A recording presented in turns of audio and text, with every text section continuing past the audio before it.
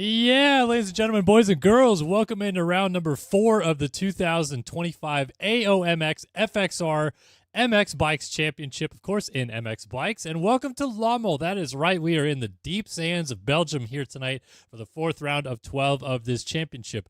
Apologies, we were not with you guys last week. I was on the road in St. Louis, but I am off this week. Don't have to go to Vegas, so I'm back covering the races here in MX Bikes. Can't wait to call the action tonight. This is going to be a fun night of racing. Obviously, Lommel is a interesting challenge, and these guys have been ripping this track for the last 30 minutes or so. So without further ado, let's jump into the booth with my co-host, Talon, who will take us all the way through the evening, and we're going to have a couple fun motos on the docket. So let's jump in, shall we? And now joining us in the booth, it is Talon from the AOMX Championship. How are we doing tonight, Talon? Doing pretty good, ready to, call some action for the 4th week in a row for, our championship, and I actually can do some sand surfing today for all the boys racing. Sand surfing, indeed. Where does this one rank on tracks that you're excited to watch this season? I think for championship wise, it's kind of up there. All the sand tracks that it can separate people. The GP tracks I think have been known to been rougher. I don't know about this year, but the sand GPs have been rougher, at least in the past year or two that I've raced them. But yeah, the track's looking good, and I hope to see some great battle and maybe some different people up front than we're used to. Well, that is going to be interesting to see, like you said, if there's going to be different people up front, because it's a different track surface than we are, I guess, normally accustomed to seeing. I know that Dizzle likes to throw a lot of sand tracks into the schedule, but so far we haven't really had like a real deep, true sand test just yet. So this is definitely going to present some interesting challenges for us. Who was our fastest qualifier? I guess we should talk about that leading into the evening. I'm going to pull that up right now. But what are you seeing out there on the track so far, Tim? Yeah, well, we saw Cam run the fast lap of a 47.2, I believe. And it actually was the world record, at least in a server. It was the world record. We don't know about, like the solo time trial stuff that people do. But yeah, the 47.2, it is pretty quick. NA quality for this was a 51, I believe. So about 4 seconds quicker than what the NA were running at the time this track released. But, I mean, Cam came out. He won last week in the week that you unfortunately missed. But, he's looking to, continue his dominance and maybe try to catch up in this championship fight. Yeah, so like I said, I did unfortunately miss last week. Can you give us a brief synopsis of what the action was like at Uddevalla last week for the Swedish round? Yeah, Moto 1 is kind of like how it normally has been. Brad got to the lead early, and he actually checked out on the field, won by like 20 seconds, I believe, at the end there. And then Moto 2, he had a okay start, like a top 5 start, and then out of nowhere I saw him fall down to 11th. And he just kind of yo-yoing, working his way back up to like top 5 and falling back down. So we finally saw a little bit of some mistakes from Brad that we haven't seen so far this season. But he ultimately got the 5th at the end there. So a 1-5, still good results for him. It ended his Moto podium streak, but he still has the overall podium streak going. But yeah, Cam walked away with it in Moto 2. Wash was up there both motos. Or actually, Cam didn't walk away with it. Sorry, Wash led the entire Moto 2 except for the final lap where Cam got him. So that kind of sucks for him. But yeah, it was great racing, and we finally saw some mistakes from Brad that we haven't seen yet. Yeah, well, Brad does still get the red plate coming into this round.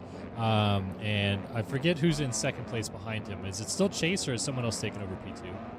Unfortunately, Chase had to miss last week. I think he went out like IRL riding. He does some of the, don't know what to call it, but like the super bikes riding around in America, and he was out at COTA last week, so he went to do that in real life, so he missed last week.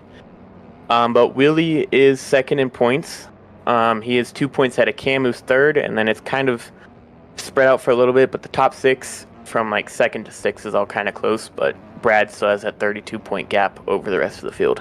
Ooh, so Brad is maybe already thinking about a little bit of championship management, which is crazy to think only 3 rounds into the series, but these guys will do what they can to try to knock him off the pedestal a little bit this evening. All right, so we've talked about qualifying times. We've talked about the championship dynamic. How about trying to do 2:30s on this racetrack? Let's talk about the challenge of this one in and of itself. Consistency-wise, what do you think? Do you think these guys have got this thing dialed enough that we're going to see not too many mistakes, or is it still one of those tracks that can reach up and bite you? I think it really depends. You know, obviously it being sand and being rough, it can always like every now and then catch you off guard if you just aren't super focused, as you can be in a 30-minute moto. But I mean, all the guys that do probably get like a top 5 start, at least in Moto 1, you might see them settle into a pace and not push it the entire time, so they do avoid those mistakes. But I still think there's a few guys that maybe if they get a bad start or if they're like close battling for a lead, we're going to see a couple mistakes from those guys. But other than that, I think it'd be just about as regular as any other racetrack. Just maybe if they change setup, that could change their riding style or stuff like that. How shocked are we that we basically got a world record in qualifying? I mean, it's not often we see something like that come up, but have one on the track tonight, it looks like. Ooh. You all right? You got me? Oh, yep, my internet was messing up for a second there, but but I should be good now. Okay, but yeah, we were just talking about having a world record in qualifying. How interesting is that, or rare is that, I guess? Yeah, it can be kind of rare. Cam being in, obviously, the guy that he is, how fast he is, proving it at, the real life event at EICMA a couple years ago. So he's always been fast, but we're waiting to see if he could bring it here in the sand, same speed as he had in quality, and see what he could do here in Moto number 1. Yeah, let's find out. It is time to turn the card sideways and drop the gate here on Moto 1. Just gave you a quick rundown the line there to see who is going to be up the inside going into turn number 1, because it's important here on this track to go up the inside gate. So here we go, 30 card is sideways. Revs are coming up. Let's go racing here in the deep sands of Lommel.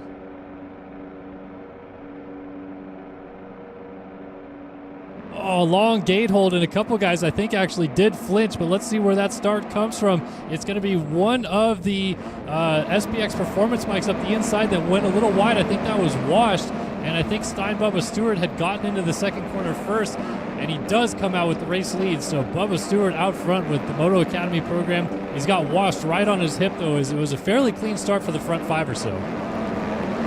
Yeah, I actually saw Cam go down in that second corner, so unfortunately he's going to have to work through the pack here and see what he could do. But Steiner getting a good start, but washed right behind him. Like I said, he had a good race last week. Unfortunately, couldn't hold it together the whole moto, but we'll see what he could do with another good start. But he has Braden right behind him. He's kind of in a Moto Academy sandwich between the two teammates. Take us through how difficult it is to pass on this track. Like, are these guys up front already in a fantastic position just because they did get the start on this one? Yeah, it can kind of be a little difficult. Obviously, see them all trying to hit the outsides, keep the momentum up. Some lines, you can go inside, but you do risk losing it. As you see, Chase right behind him gets it, and a little bit of dualies from both Braden and Wash, but Chase looking to make it interesting as those two are battling for second. And he sneaks around Braden, who just got blocked past by Wash in that berm right there, and you can see everybody trying to follow into the same lines, but Chase tries something different up the inside, and he gets into the side of Washington, goes down off the side of the track. He's going to lose a couple positions and get going right as Coltrane comes into the picture, almost gets into the side of him. We also had KFC going by as well, so several positions lost there for Chase, but obviously an advantage there for Washington. It looks like he's gone to the race lead as Steiner went down out front. Yeah, Steiner having some problems out there, but Wash looking to do what he did last week and hopefully keep it the whole moto, but he does have Braden still right there near him trying to make something happen. We'll see if he tries to force the issue earlier, just tries to settle into a pace to hope to stay there towards the end of the moto. A little mistake right there for Wash coming by the mechanics area, missed that inside rut, and Braden can see that, going to try to sit in his rear view mirror as we come to the end of the first full lap of the race. So we'll start seeing these guys come across the line and get an idea of what those lap times are looking at. It is Wash leading the way from Braden. It looks like Vixnev has actually moved up into the 3 spot. A good run for him so far. KOC in 4th with TJ rounding out our top 5. Steiner back to 6th after that crash. Coxey 7th. Cam up to 8th after his early fall. Reed now in 9th. And Coltrane rounds out the top 10 with Splash right on his rear fender. So that's your top 10 at the end of lap number 1. How about Cam? Early moves. He said he went down in turn 2. He's already up into 8th. Yeah, great for him for, making the way up early, and it gives him a lot of time to slowly work his way forward and not have to really rush too many passes. He does have Coxie right in front of him. He did get top 3 in that point standings last year. That's why he has the number 9. But Cam trying to work around the outside, see if he can get a run. Does he cut back under? He just follows him on that far inside to set up for the outside here. And if he could get a run down these long rollers. Yeah, he's going to try to get on the rear fender and pull up alongside Coxie and dualies. Oh, man, this tabletop is beauty for it. Cam around the outside makes the pass stick. What a move. Puts him up into the 7 spot. So now his eyes are focused forward. He's going to go try to run down Steiner up there on the 173. TJ just in front of him with KFC also up in the mix. We got a crash going on, though. KFC just went down, and TJ runs into him. So he goes down, and Cam's going to get by all of these guys to move up into the top 5. Capitalizing from those mistakes from these guys, just what that track position can do for you. Not always needing to force the pass and just let it happen, but he does have a battle right ahead of him of Steiner and Vixnev, who, you know, he's kind of new here as he goes off the track right ahead of him. He's able to stay on the bike, but now TJ getting around Cam as well, so it's just all 4 battles, all battles across the track here. Yeah, that was a bit of a awkward line there that Vixnev took on that tabletop, and Steiner took advantage of it as he jumped off the track. So Steiner actually moves up into, I believe that is now 3rd place. Washington Braden are starting to pull away at the front of the field just a little bit, and we're going to see those gaps open up even more as it looks like Vixnev coming across in 3rd, still 11 back of the race lead. Wash really opening this thing up. TJ, he's on the move. They're working together with Cam and getting up to the rear fender of Vixnev. They just got around Steiner over the finish line jump by the looks of it. He went right off track right before. You see Vixnev getting a little squirrely coming up to this tabletop here, but a big train. Tyler J is not in the best position that he probably wants to be, having to worry about making a pass on Cam and a guy trying to send one down his inside. But he's looking down the inside of Cam. We'll see if he can make something happen as he jumps, kind of clips that inside edge. But Cam getting squirrely, gives him a drive. Does he follow him? He will. See if he gets a drive down these rollers. It doesn't look like it. It looks like Cam's able to hold on, and now he has to set his sights back on Vixnev, who's right in front of him. Impressive by TJ not to fall there in that swap moment and not lose too much time to Cam either, but Cam now disposes of Vixnev. He is up into the 3 spot on the track, and Vixnev goes down to the outside, so TJ's going to go by as well. Steiner and KFC all making their way through. Vixnev, as you said, a bit of a new face up here, maybe feeling the pressures of having to deal with some of the game's elites. Yeah, I got all the top guys up here from Splash. He's sitting in 9th, but he is obviously one of the fastest in this game, always battling for points. I think he has the points in the SMX playoffs for Aerial for NA right now, so obviously one of the fast guys in this game, but just shows you how deep this field is.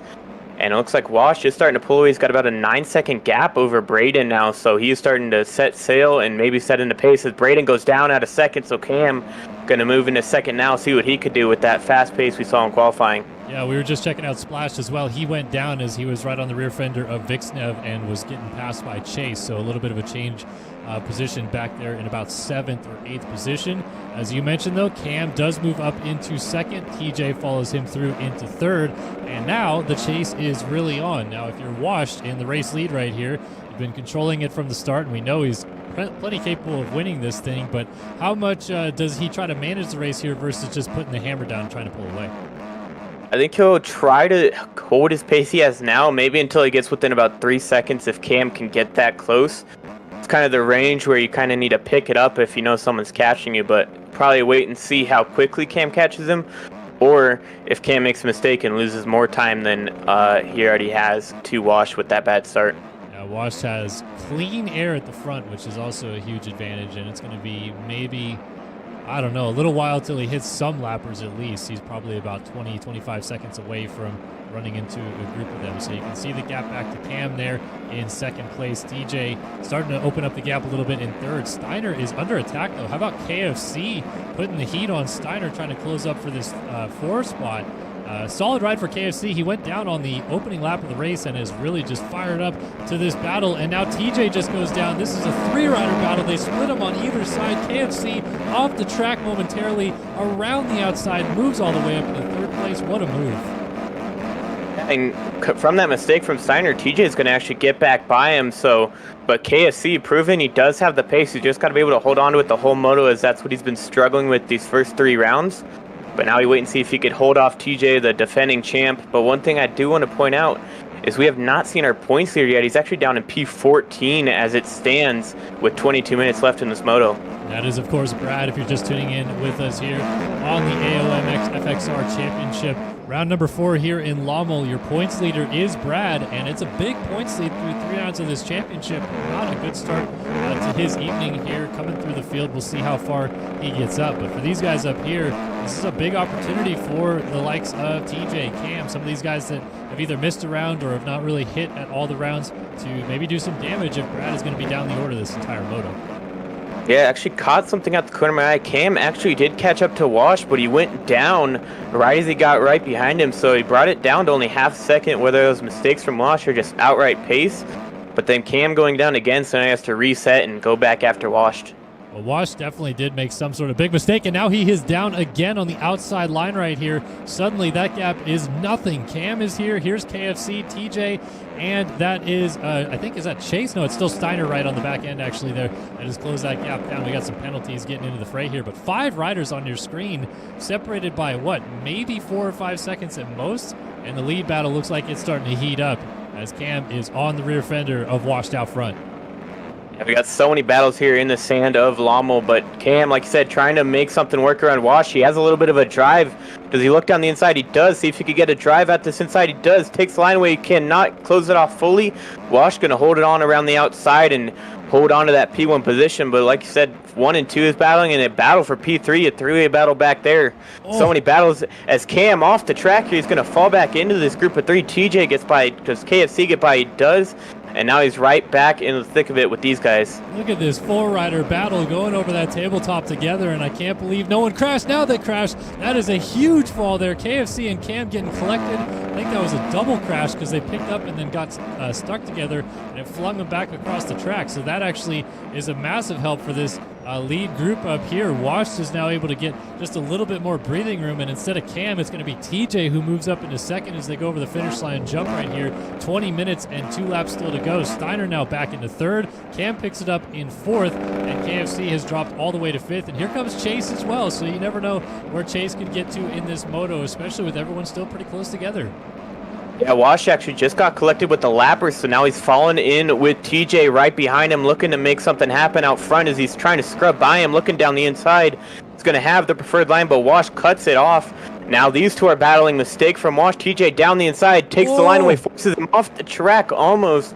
Wash able to save it, but now TJ into the lead. That was an insane save by Wash to bounce out of that rut. Got a little bit of a shoulder check there by the number 1 of TJ, of course, our reigning AOMX champion in this series. Missed the opening round, was quite literally in the hospital in real life when the first round was going off. But was back with a vengeance and is starting to find his flow a little bit since round 2. And he is off into the race lead now. Can he run away with it from here as now Wash lays it down in second? Steiner runs into the back fender of him. A little bit of a hand gesture there from Wash to say apologies for the bike pickup, but that gives a big advantage out of TJ out front. Yeah, TJ getting a big breakthrough there. So now he has some breathing room to see if he could do what Wash was doing early, but now Wash has to worry about getting passed by Steiner while trying to go after TJ and Cam, not too far behind him, trying to make something happen and move back into that P2 position. Yeah, and you can see TJ up ahead going over the East Action tabletop, losing a little bit of ground to one lapper in the way there. Krusty, he's going to get out of the way for P2 and P3 coming through. Cam back into the mix, back around Steiner, and KFC with Chase still right there. I mean, it is still pretty darn close for 12 minutes in this moto. I thought we would see maybe a bit more separation, but these guys have all either been making mistakes when they get out front or doing some really good charging when they're falling back a little bit. Yeah, it's all those mistakes from Wash cost him that lead, basically. And then Cam also going down cost him to move back into third. But now both of these guys looking to set pace and go after TJ. Even Chase, you saw earlier, have his own mistakes, fall back to about 11th and work his way back up. So he's trying to climb back into this championship fight. But all these guys looking to make big rows on your points leader. Brad still in P12. It doesn't look like he's very fond of the sand here in Lommel. So we'll wait and see what happens with him. But all these guys looking to gain major points back to get back into this championship. Yeah, I hate to switch away from how good this battling is up front, but it does seem like Brad is surrounded by a lot of guys back there. Everyone from Braden pretty much all the way back to Brad is separated by less than 10 seconds, and that's 5 or 6 positions pretty close together. So we'll go check that out in a minute. But meanwhile, it is getting a little bit closer up front. TJ's still leading this thing, but Wash just went down out of second. Cam hits him, goes flying off the track. Here comes Steiner by to move into second place as Cam was down. KFC is going to jump his way into third place. Cam picks it up in fourth, just in front of Wash, and here's suddenly Chase in the mix as well. Look at this 4 or 5 rider freight train coming through the midsection of the track. Yeah, all the top riders in the game trying to get it going, and Cam down. He takes Wash down with them, so Chase going to get 2 free passes. Wash and Cam just can't seem to get away from each other. Almost all their crashes have been together or with one another, and now it's costing them big time as they're falling down to 4th and 5th here. Yeah, they are. I don't think even fun to still be this close together, because I guess if you're Cam, you're probably a little bit annoyed. If you're Wash, you're like, come on, man, let's get going. And now they're just nose to tail battling each other as more lap traffic gets out of the way. That's Jackie Moon doing a nice job. Oh, Chase almost gets into the back of Zach right there. That holds him up, and now he does get into the back of him, and it takes him down. So Zach was trying to get out of the way. Chase runs into him and loses quite a bit of time. He was ahead of that group. Now he's pretty far behind them as Zach moves out of the way for Cam and Wash, but lap traffic already coming into play here. We're not even halfway through the moto. Yeah, he's got to be pretty furious at Zach for that. He's really hoping that lapper got out of the way, and unfortunately it cost him big time and even more time on the track. But Steiner and KSC are now trying to move forward to catch up to TJ, even though KSC does have some cuts. He is behind Washed on timing and scoring because of it, so he has massive. But Cam and Washed still not separated from each other, almost like we're waiting for another crash to happen, or if these guys can pull away from each other. Yeah, it's very close for second place, but they, I think, are hoping to maybe work together a little bit here and push their way up to TJ, who so far is doing a really nice job of not making that big mistake in the race lead, but it's certainly far from over. This track can reach up and bite you in a hurry. Here is TJ, the MRC Pack EMH #1 machine out front, and finally I think he's got a bit of clean air to work with here. It seems like they hit a group of 5 or 6 lappers in a row, and now it looks like it's going to be a little while before he hits the next grouping of them, which could be pivotal in this race because it might give him the opportunity for the next 3 or 4 laps to kind of open that gap up without too much problems.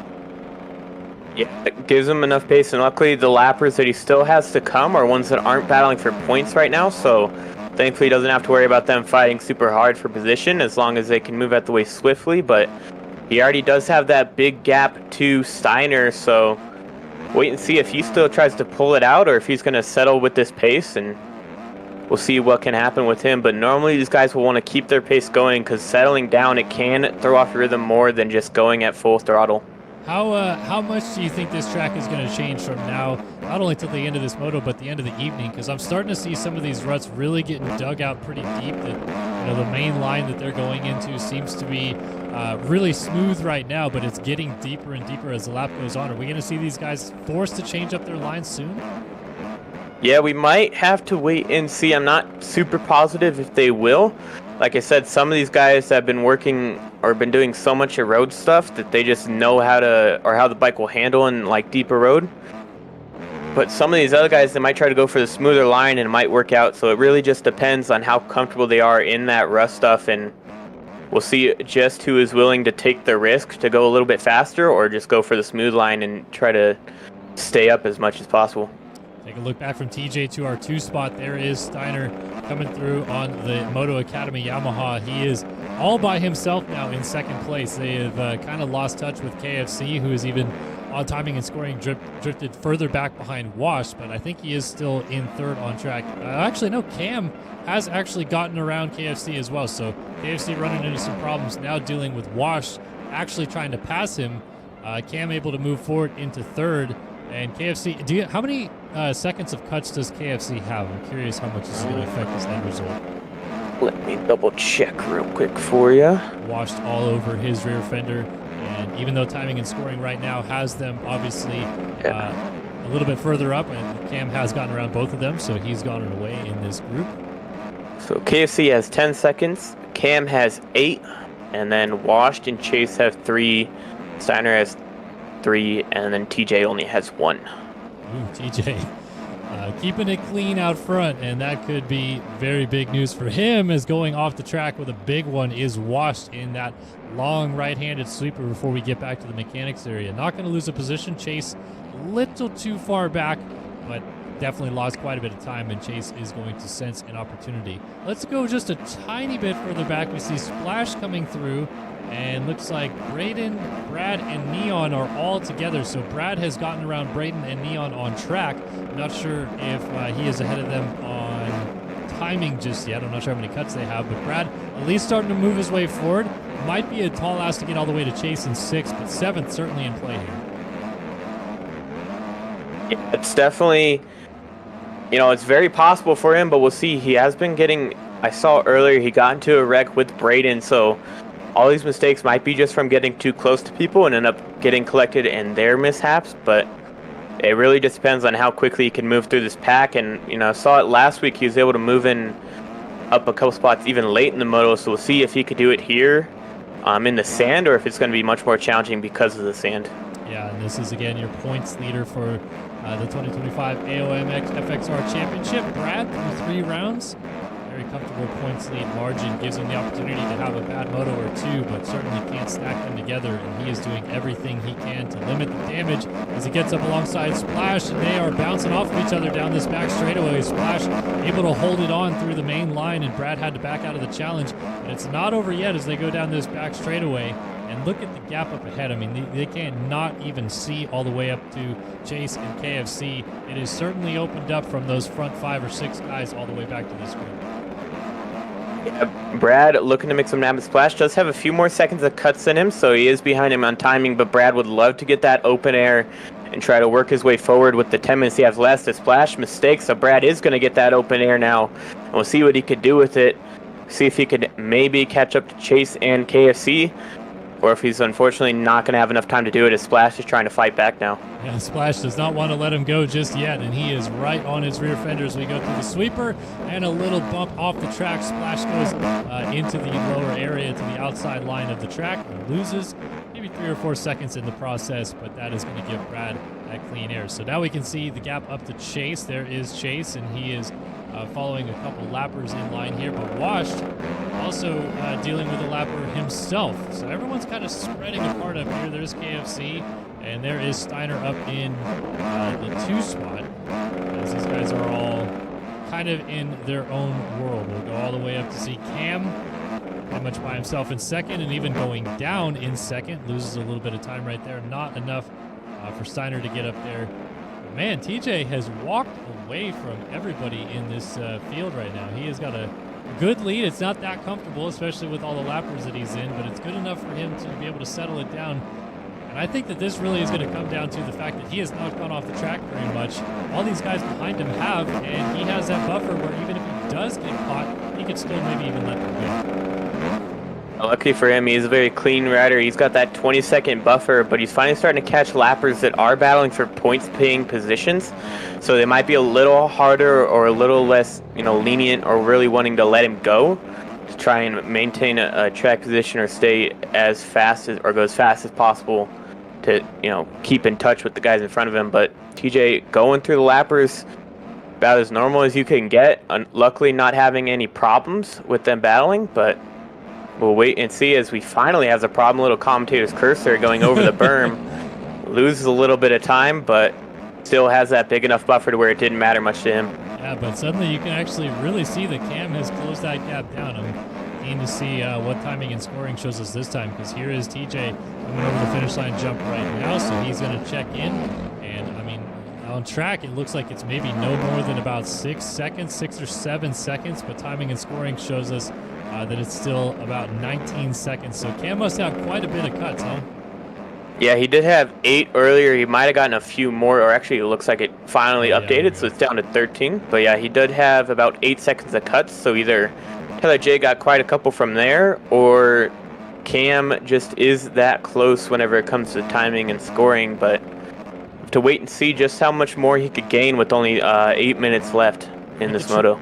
With the track having worn in the way it has now, is it past like the peak time where these guys could put down burners, or has it gotten even better where it's worn in a little bit and they might even be able to go a little bit faster than some of the stuff we saw in qualifying. I don't know about a 147, but you know what I mean. Yeah. Like these guys down in the low 150s, maybe even.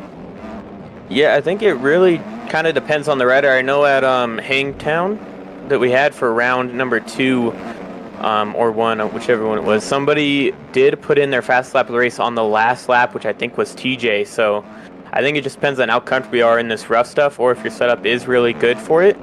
But we'll have to wait and see if Cam can still put down that time and maybe try to catch TJ, or if he might just settle for a P2 unless somebody is telling him how far back Brad is, see if he can gain any more points in this championship fight. Well, I'm actually also curious about this. Since all these guys are probably to some degree aware of how many penalties they have and the timing that's associated with it, is a guy like Cam, is he really that motivated to try to not only pass TJ but drop him? Or do you think that he's even aware that the task is pretty tall to do all of that and maybe don't overdo it, just try to settle into a pace and lock down P2 in this race?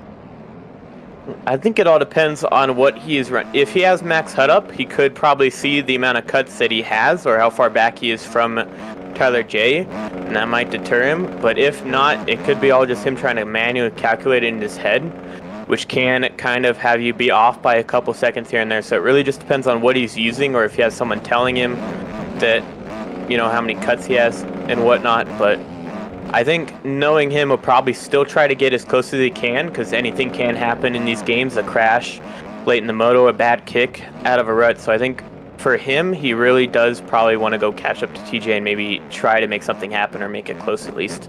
We'll see these final 6 minutes plus 2 laps what he is able to accomplish. There is TJ going down the back straightaway, and once again, that gap just doesn't feel very big, especially when TJ himself is still trying to work through some lap traffic. Looks like he is on the rear fender of Zach again, so they're lapping him for the second time right now. He's just trying to navigate through these guys and not get held up too much, because Cam can really almost, I feel like, even sense the opportunity presenting itself just in front of him here, that he could maybe just run down TJ, pass him, and then it almost puts a bit of the pressure back on TJ to not let Cam get too far away. This is interesting stuff to see how this race closes out. Yeah, I think it really depends, because obviously Cam might know what his cuts are, but TJ might not know that he has that many cuts, like I said, unless somebody is spotting and telling him. But you know, if he doesn't know and you just see Cam right behind him, he might try to obviously pick up the pace and might force a crash to happen.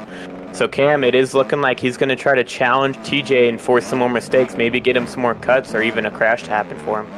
Cam definitely looks very motivated to go after TJ for the win of this thing, throwing everything out the window. Don't talk about the cuts. I'm going to go try to beat him on the racetrack and see what happens. We are coming down to 4.5 minutes plus those 2 laps still to go. TJ checks in the race lead, but Cam can definitely see him now. It is down to about 2 seconds at most, maybe, between them actually on the racetrack. We're still looking at maybe about 8 or so seconds between them when timing and scoring resets. But yeah, this could get real interesting right here.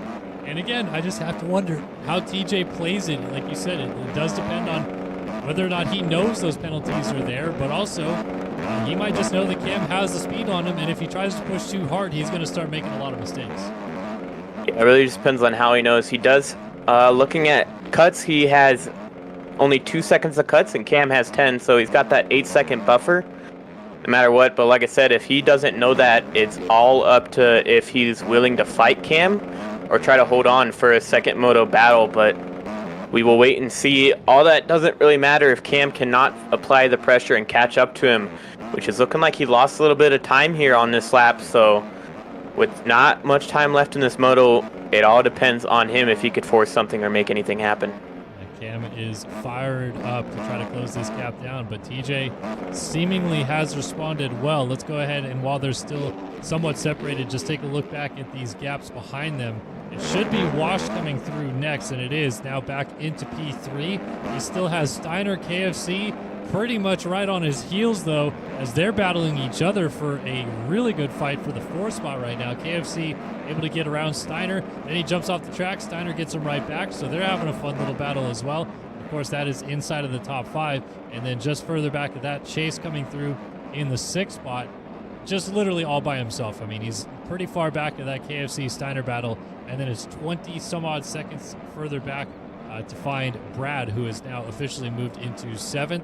So things are certainly pretty well status quo through the rest of the top 6, and now it's just down to what happens with TJ and Cam out front.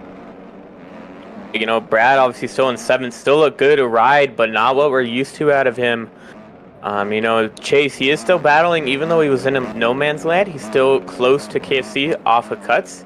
He's actually only 2/10 ahead of him right now because of cuts, but, you know, Cam's still trying to apply the pressure to TJ. Also, it really just depends on if these guys are in a call together or not. I know they talk to each other a lot, you know, during the week, but if they're in a call together, they could be maybe just chatting it up, letting each other know how many cuts they have, or trying to settle a battle, make something happen. But TJ is getting a little slowed up by Pax, I think, a little, or maybe just on his own, but Cam really closing in now late in this moto.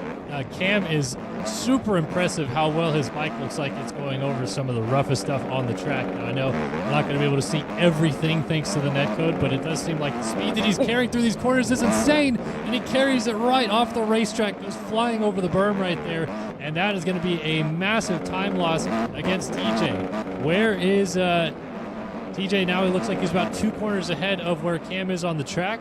That might be the nail in the coffin, coming down to just about a minute left on the clock. TJ has managed this well, and I think he was just fine to let Cam try to figure it out. But now TJ goes off the track and goes down by himself on the outside of the sweeper. So here comes Cam, who also follows him off the track. They're both off the track trying to get back on.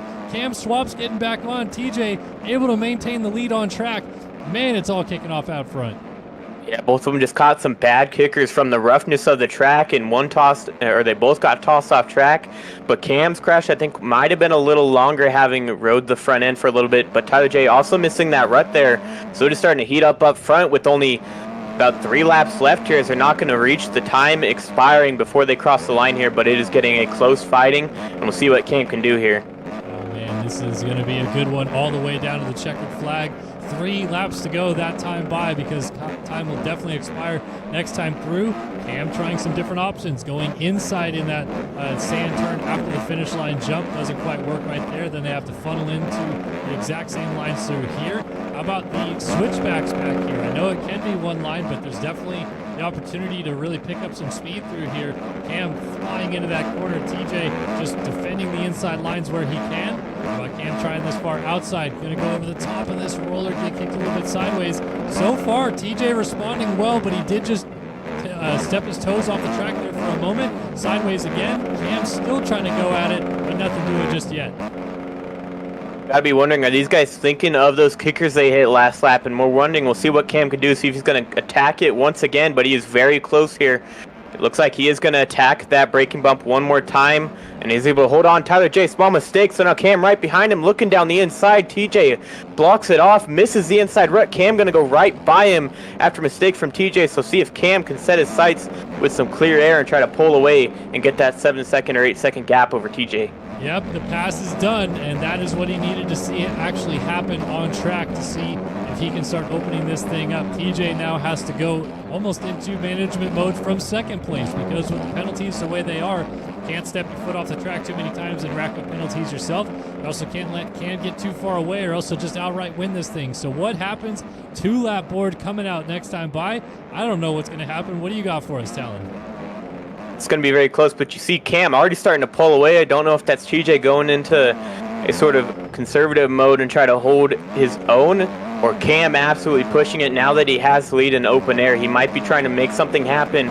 You see him absolutely sending it around these berms, scrubbing every jump that he can. It is 5.3 with his cut, so he's got to get 5 seconds on TJ in these last 2 laps. We'll see if he can make it happen, whether it's with his own raw pace or with TJ making some mistakes. Well, now Cam made a mistake of his own, and TJ suddenly has got that gap a little bit tighter to the race lead. And I guess if you're TJ right here, just follow the guys. Just keep it as close as you possibly can. And hey, maybe even learn a thing or two about where he was gaining on you, what lines he's taking that are a little bit better than yours late in this race, because even right there, the outside option seems to work well for Cam. Gets a little bit better drive down this back straightaway. Seems like TJ needs to learn and adapt a little bit quicker, because again, Cam has opened that gap right back up to where it was. Yeah, 2J is up to now 5 seconds of cut, so now Cam only has to beat him by 5 seconds instead of those 8-second buffer that TJ had. And he's off the track once again, so that might be it. Cam might have the lead now because of cuts. So TJ now has to put in the work to catch back up to him unless Cam makes some mistakes out front. Yeah, we'll have to keep an eye on Cam for this final lap and a half to make sure things are A-okay. We'll also go back and watch TJ and make sure he's coming through well as well. I want to give a quick update. It looks as though Brad got all the way to KFC on time. I don't know if he's actually passed him on the track, but I know KFC had a lot of penalties, so Brad unofficially has moved into 6th. We'll keep an eye on whether that changes, or actually did KFC just pull out of the race? Yeah, it looks like he retired. I don't know if that was because of gas or just a rage quit. A couple times we see that this year where he makes it all the way to about the 2-lap border when time's expired and we see him retire. I don't know if that's because of gas or not, but we have been seeing in aerial a lot of guys running out of gas just from having to be on the gas the whole moto. So don't know if that was the case or not, but if it was, these guys might have to worry about how much fuel they put in their bikes as well. Got to be sweating it here coming to the white flag. Cam out in front. Let's see what the gap is down to now. TJ has definitely fallen back, and I think that might be enough as it is right now for Cam to officially take over the race lead. We'll wait for timing to update, but there it is. 2-second lead over TJ on corrected time. So TJ has got to have one hell of a final lap to pull this thing back down. He's off the track though, and that again could come down to adding a few more penalties to his sake right now. Cam might have just about pulled this thing off.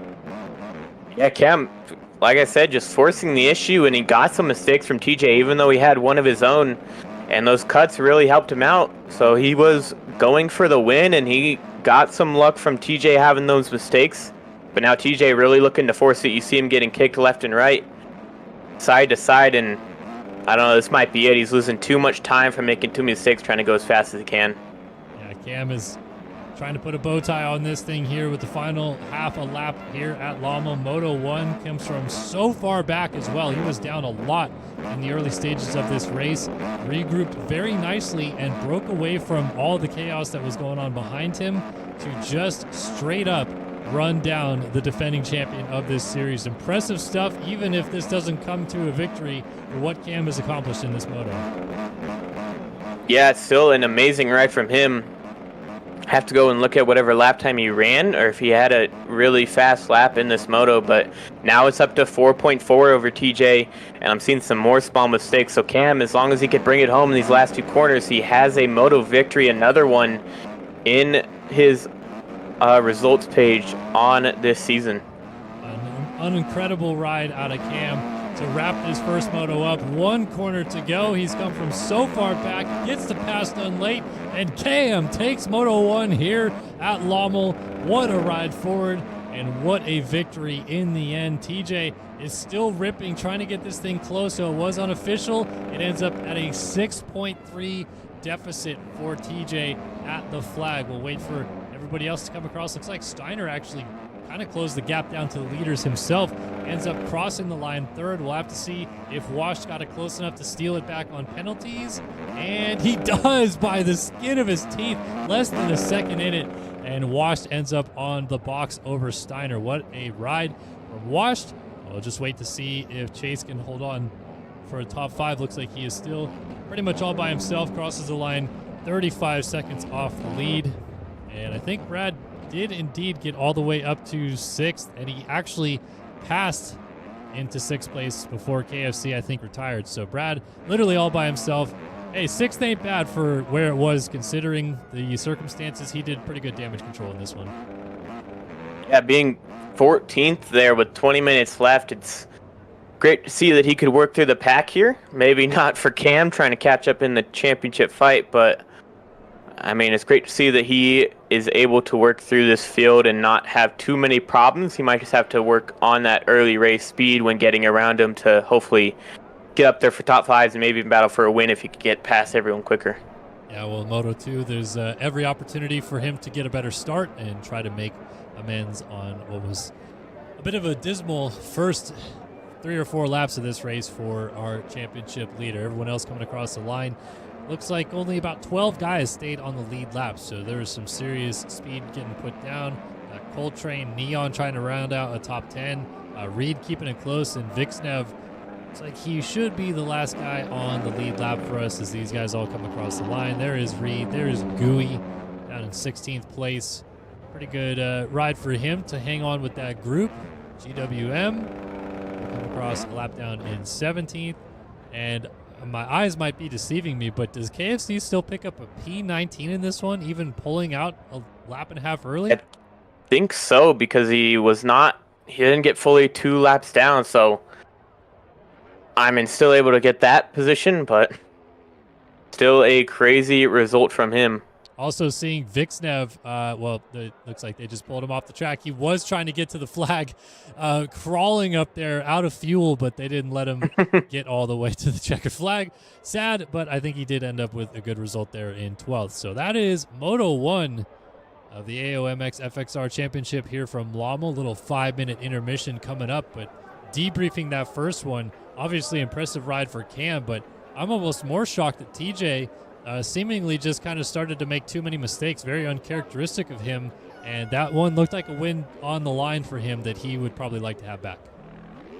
Yeah, just those late race mistakes, whether it was probably a setup or something, but I don't know, just unfortunately those late race mistakes and the roughness of the track cost him big time. But Cam, he didn't give up. He stayed there the whole moto and was able to make something happen of it, and was able to maybe force a crash from TJ, having TJ looking at that leaderboard, seeing Cam close in on him. I mean, obviously the pressure can always get to you, and TJ has felt the pressure more than once in his time in MX Bikes, but this time it went the way of Cam coming through and winning the first moto. So now that the track is already as rough as it is, how much different do you think this second moto is about to be? Are we going to see quite a bit of chaos on these first couple of laps? Because these guys are, instead of having a dogfight against each other, they're going to be fighting the track early on. Yeah, it's going to be all in the guys that can get into the main ruts in these first couple corners are really going to be able to pull away from the pack. But, I mean, if you're able to sneak one in, get an inside line to work in these first couple corners, sneak it past a couple people, I mean, it all really depends on how quickly you are able to get by me. And you saw Cam, he went down early Moto 1 and worked his way through the pack. Brad was down there towards the middle half of it and was still able to work up. So it just really depends on how quickly these guys can get up through the pack, or if they're unfortunately going to get stuck and trapped with a bunch of guys going down. Like you saw Cam and Washed crashing with each other for a while, and that kind of cost them big time and losing a lot of time on TJ. Yeah, limiting the mistakes is going to be crucial in Moto 2, but also getting some clean air seems to be a massive help, and getting yourself a little bit established at the front of the field will be a deal breaker for you guys in this second moto. So we'll see what happens as we get ready to drop the gate on AOMX Moto 2 here in just a minute. We're going to send you guys to a quick commercial break. We'll be back on the other side of this in 1 minute's time. Stick with us here. AOMX FXR Championship Moto 2 coming up. Is coming this fall, and if you haven't been paying attention, you're missing out. A whole new game designed from the ground up by a super team of MX Bikes modders. Motocross the game will feature realistic physics, and it will be available on consoles as well as PC. What you're watching here is some alpha gameplay from the team as they continue to make steps towards a complete game at launch. Don't wait any longer and be the first in line by pre-ordering the game now through the link in the description below, and be sure to use the code SYSMTG, that's SYSMTG, all one word, when you check out to get 2% off your pre-order. We can't wait to shred this exciting new game with you all very soon. Welcome back in round number 4 of the AOMX FXR Championship in MX Bikes. Callum Brower in studio with Talon. Calling the action here, Moto 2 coming up in just a moment, and a wild first race here at Lommel. I can tell you one thing, Talon, just seeing the way that the track looked at the end of the first moto, I definitely don't think I would want to even step foot on it in Moto 2. It looks miserable already. Yeah, it's going to be a really challenging racetrack for these guys to try and figure out, and it's probably hard enough just to ride around on its own. It's going to be even harder to race people on it. How about your guy Dizzle? Not a great first moto, but we're basically in his backyard. I know it's not Southwick, but he loves the deep sand, loves including these tracks on the schedule, and not really the performance I think he wanted in Moto 1. Yeah, his season has been kind of, a bit of a roller coaster. Like one moto he has bad, the next moto it's kind of good, battling close to top 10. So we'll see if he could pick it up in this Moto 2 or not, but who knows? We'll wait and see on Dizzle. It's kind of always a mystery with him when racing. Well, if that's the case, he's about to whole shot and lead the next 10 minutes of Moto2 coming up here. And we'll be taking our shirts off, cheering him on every step of the way. But exciting stuff for sure. We'll see if Brad can rebound. We'll see if Cam can come through and dominate like he did in the first moto. And I guess if you're Cam, you're just hoping for a better start. But he certainly made things fun for himself. I mean, I don't know how he takes it. He might just be annoyed that those first couple laps happened. But coming through and winning a race like that's got to feel pretty good too. Yeah, it's got to feel great. He's now, I was calculating the points during our little intermission. He is 24 points down heading into the second moto here, so he gained a whole 10 points on Brad. So, I mean, if he could do that for one more time, it's down to only 14 between the two of them heading out of this round number 4. And Cam, even nice enough to give us a little pre-race or post-race update in chat, says, I forgot Washed has ping advantage, and he slammed me, but the track is cooked, brother. All right, so there you go. First-hand account of what it's like to go to battle on this track from Cam. So lining up Moto 2, Brad down the far inside from TJ, Washed a little bit further out, and Cam looks like he's maybe 10 from the inside or so. So interesting lineup choice. Where do you think this start's coming from? Yeah, I don't know. Chase, we'll see if he has something. He does have that inside advantage, but it's not a direct straight shot, which I think is what Cam was going for with his pick, to get a direct straight shot into this first moto. So maybe we'll see what he could do. Not having to really move much, just go have that straight line speed. But gate's about to drop here, so we'll see who actually gets it. Here we go. 30 card is sideways, and these guys are all going to lean in and try to get those revs up, get a little bit of power to the rear tire, and you can hear them go. Here we go. Moto 2 coming at you from Lommel. Oh, it's an absolute land rush into the first corner, and a lot of guys going down. Wash was there first. It's going to be TJ and Brock side by side. They give it to Brock, who gets the whole shot. TJ settles into second place. Brad with a good start in third. Chase up there as well. I saw Wash go flying. I think Cam was down as well. He's already 10th, though, because so many guys are down going into turn 1.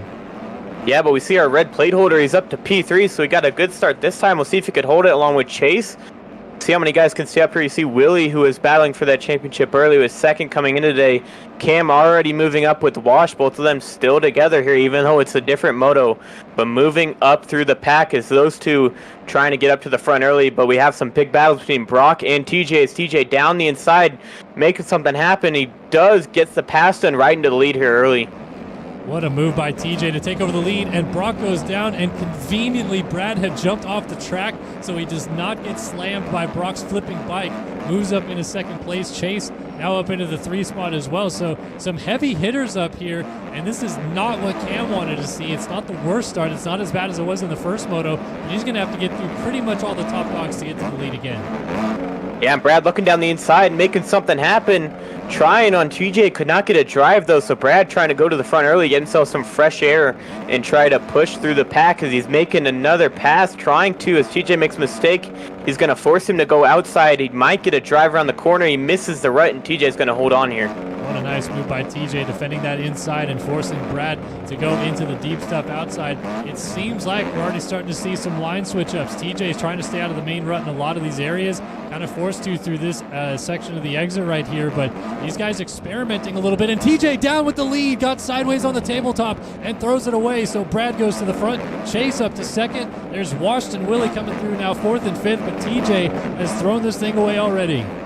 Yes, is not what everyone wants to see. All the guys that gained points on Brad last moto, now he's up front and trying to take them all back.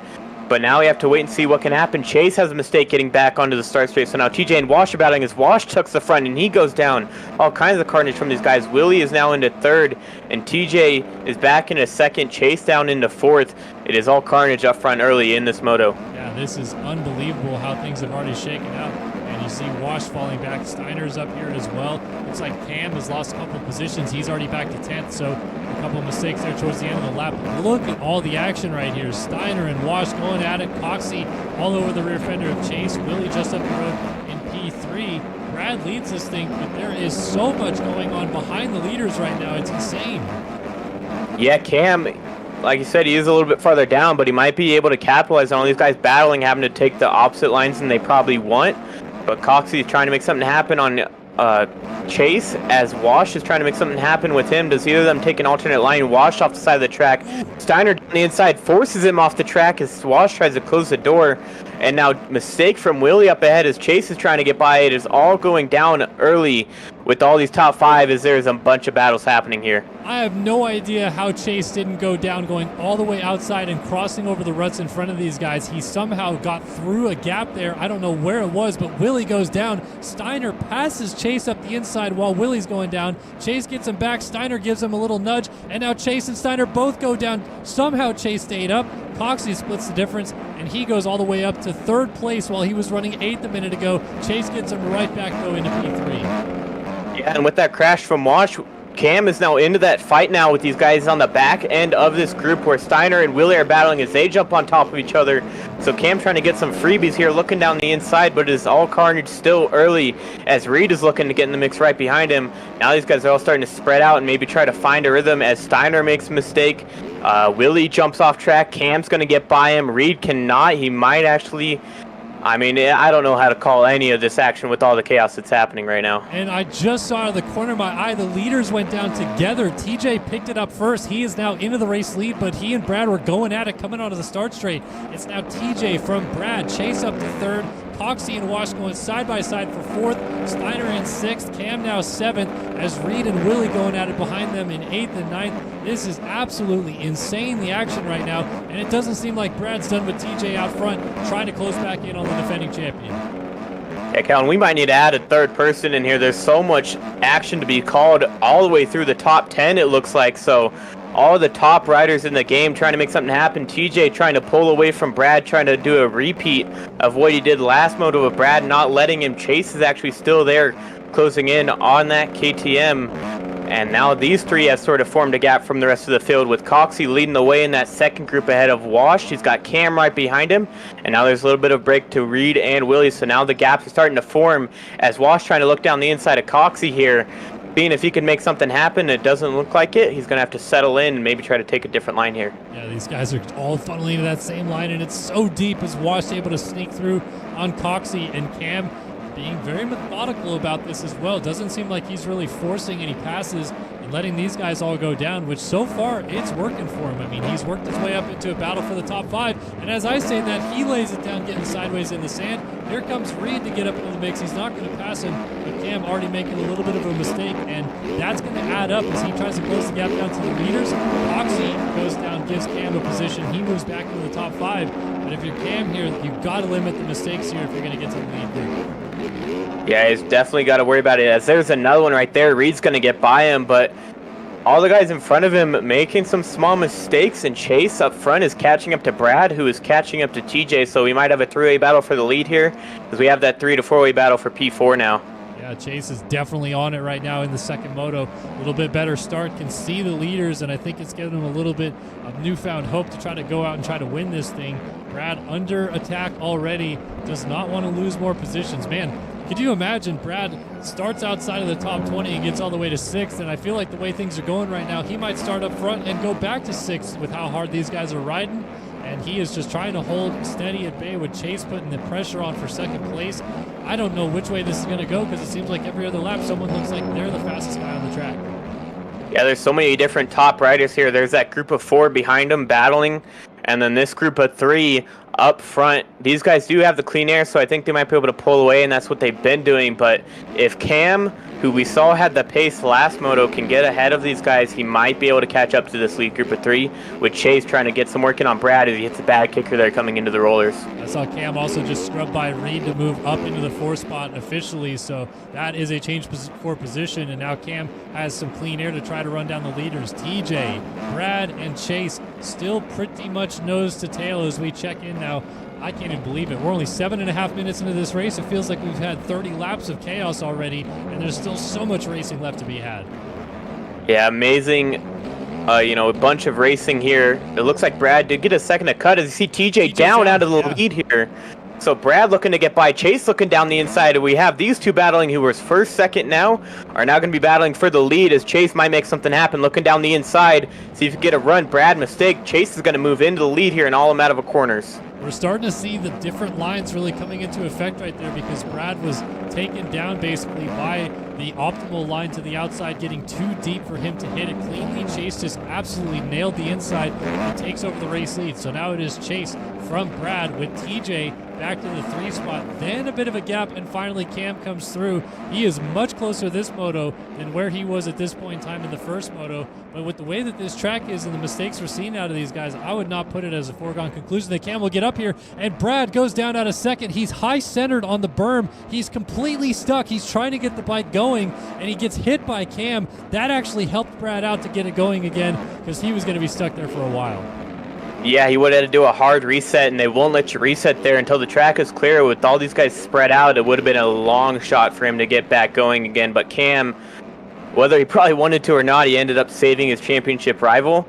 And I actually saw Chase going quicker, because I seen him. He's the one that's taking the most different lines, the most opposite lines of what they're normally taking. So that's definitely helped him out here, and he's trying to pull away from the rest of these guys. TJ looks like he's starting to experiment a little bit as well. He's going to these insides up here. Actually ends up jumping to the outside as I say that, but I was looking at a couple different options. Definitely slow down this back straightaway. How about Cam? What is Cam doing? Obviously, he was electrifying in the first moto. So far, looks like taking some similar lines and not trying to experiment too much. I'm sure that's going to change soon, especially as this track wears in even more throughout this moto.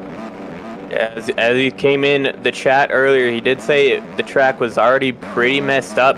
But you see him kind of going on top of the ruts there, kind of missing a few things, not hitting all the big kickers. But obviously there is some lines like this one where he does kind of have to go into that main rut. But you see him, he is still hitting the main rut, but he's kind of hopping off to the side of the deep parts, kind of hits a little bit of a smoother edge there to jump over all these ruts. Yeah, that's a little trick that only these top guys really can nail consistently lap after lap, because I would not want to be flirting with the very top of a rut like that. I certainly would probably just go over it if it was me, but like Cam, able to make it work and making it work very well. So still Chase, TJ, Cam, 1, 2, 3. They are finally starting to distance themselves from the rest of the field. But how about the battle for fourth right now? Reed, Coxie, and Washed all going at it right now as we come into the mechanics area. Washed a nice outside move, gets around Coxie, doubles to the inside there, and is all over Reed for fourth place. He's trying to make something happen here. Reed misses a rut there, so Wash might have a little drive. Let's see what he could do here. Has to follow him. See if he takes a different line. He puts his hand up saying, sorry. Didn't mean to get in the way there, but they're both taking the far inside here. See if Coxie can get a drive on him. He doesn't look like it. Not a big enough whip from Reed to get a little bit of dualies there. Wash trying to hold something on, looking down the inside, seeing if he can hit that far inside right. Wash is the front end, unfortunately, and now Brad is looking to get back into this as he did fall down into P7. How many times do you think Wash, when he washes the front end in this game, thinks about his own username and realizes that maybe if he chose something different, it might happen this time? That might be why he named himself that. Might have been doing it too much. Or it might just be because he was washed up before he even started making his debut. I don't know. Yeah, right. I don't know. He is a big name in Sim. He's Ryan Chowsey in Sim for anybody that watches the outdoor titles. Yeah, I found that out recently too. But yeah, all the EVP guys coming over from bikes over to Sim, and Wash getting a few moto victories in outdoors and always battling up front in that game. So he's fast in both games and trying to make something happen here as Breed and Cox are battling right in front of him. Love to see the crossover boys. Obviously, we've seen a fair handful of them do both games, but Ryan Cheesecake Chelsea, I like that over here running as Wash. Reed's still under attack, though. Coxie is right there, and I don't want to be remiss to look at our lead battle because it is still pretty close between TJ and Chase. Chase holding it at about 2 seconds on track, but thanks to some penalties, it's much, much closer than that. We'll come back to that in just a minute because we don't want to watch or miss much of this action for fourth place. Coxie versus Reed, and then Wash getting back into the picture. Seems to have the speed over these guys, but the consistency killing them right now. These guys just running a smooth, consistent race, and Wash keeps crashing, losing time on them. Yeah, Coxie, hits a big kicker and rides the front end off the track. Unfortunate for him. So now Wash, like you said, he has the pace on Reed. We'll see if he could quickly get by him and maybe try to work his way up to that front group. But Reed looks like he might be struggling just a tiny bit in the rust up, but when it comes to a little bit of the smoother areas on track, he's able to hold his own against these guys. But Wash really trying to make something happen. See him now, he's taking a different line from Reed. Can he get the drive? He might have one. They got dualies. We do got dualies from both of them. almost connecting on the landing, but Wash looking down the inside, see if he washes the front end once again, or if he can hold on. He just takes the line away from Reed. If Reed did not mess up there, he might have had the front end taken out from under him. And Wash scrubbed the finish line jump so hard he didn't even clear it. That's how hard he laid it down and came up a little bit short, but able to make that pass still. What a move to get back into 4th place. So now let's see if he can take off with it and run a little bit. Let's peek back out to our leaders, though, and see where things are at. They should be coming to this tabletop right here. There is Chase, and there is TJ, a lapper between them right now. But it is still fairly close, and they've actually distanced it a little bit more on Cam than I expected. I thought Cam would kind of go with them, but maybe these two working together and kind of focused on each other have pushed them away from Cam. As I say that, big mistake from TJ, jumps off the track, loses a little bit of time. They are certainly hitting their stride right now at the midpoint of this race. Yeah, they're definitely picking up the pace between them. You see, since still both of them hitting alternate lines, Chase still going to that outside there. That might be the preferred line, unless you could hit that inside really clean like you did to get around Brad earlier. But TJ losing that little bit of touch. He might have to worry about Cam closing in like he did in Moto number 1, but TJ still hitting all those alternate lines, going outside here, which is definitely helping these guys and not having to battle people and just stick to whatever you know best. Cam, I just saw him coming onto the start straight, though, just completely going around the ruts. Just like, I will not go into the main lines anymore. I'm going to try different stuff. Goes to the middle right here before the finish line jump. Even grabbing a little bit of rear brake over the finish line jump right there. He is just absolutely going for it. Look at this, far inside right here. This track has gotten so deep all the way around that none of the main lines look viable anymore. Cam is doing anything but hitting the main line on this racetrack. Yeah, and it's definitely helping him out here. Let's go back to, never mind, that was just a lapper in between Cam and TJ for that P2 spot. But TJ, another mistake in this deep rut, so Cam looking to close in here and maybe make a pass here with 15 minutes to go. And Jackie Moon getting lapped, throws a heel clicker between them. He's just out here having a good time, and good as he is doing it in P20, so he's actually picking up a point as we run. Cam and TJ once again set to go at it. Meanwhile, Chase is pulling away at the front of the field, but it seems like Cam is starting to kind of get the ball rolling a little bit. This is about the point in the race where he really hit another gear in the first moto, and now it looks like it's starting to come around for him as well. Different lines right there. TJ outside to in, inside out for Cam.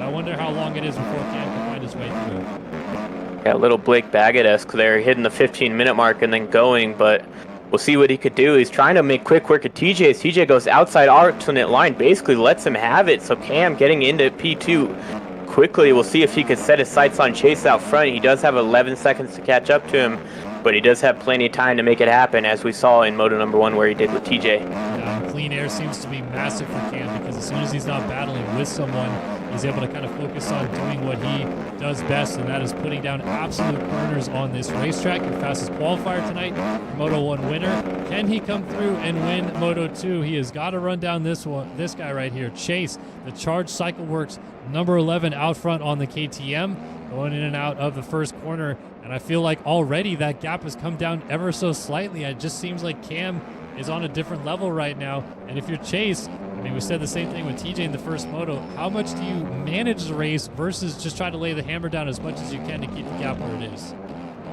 Yeah, we'll see what he can do. He is very fast. He did win that 450 NA title for outdoors, so he knows how to get it done on the motocross schedule, but we'll wait and see what Cam can do here, as he's always been fast at outdoors as well, and he is very much proving it. It's down to 7.3, so it's looking like about a second almost every lap or every couple sections here for Cam that he's bringing it down.